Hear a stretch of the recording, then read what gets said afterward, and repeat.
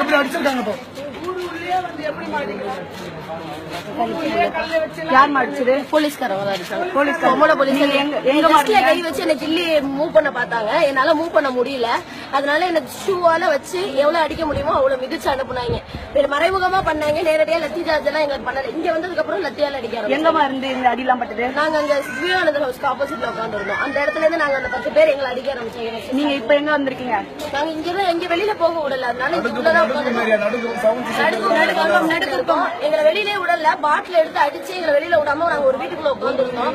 எங்களால இந்த ஊர் மக்கள் தான் எங்களை காப்பாற்றிட்டு இருக்காங்க. இவங்க சொல்லணும்னா இப்ப இந்த இடத்துல எங்களால இதுக்கு மேல இங்க தாக்கு பிடிக்க முடியாது. அவங்களுக்கு மேல பெரிய விஷயம் எடுப்பாங்கன்னு சொல்லிட்டு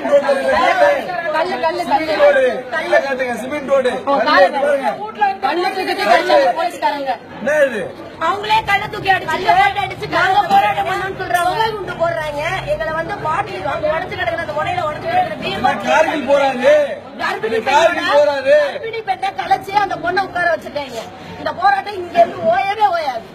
எங்களுக்காக தான் அவங்களும் வந்தாங்க. நாங்க தமிழர்கள் இறக்கிருக்கோம் தான் அவங்களும் வந்தாங்க. கர்ப்பிணி பெண்ணோட கர்ப்பத்தை கிடைச்சிருக்கோம். எந்த விஷயத்துல போராட்டம் அந்த ஒரு விஷயத்துல நாங்க உள்ள இறங்குவோம். கால உடச்சதெல்லாம் பெரிய விஷயம். நாங்க மண்டை உடச்சு ஒரு ரத்தம் ஊத்த நின்றுட்டு தான் இருக்கோம். இங்க யாரோ ஒரு பொண்ணை கொண்டுட்டதா சொல்றாங்க.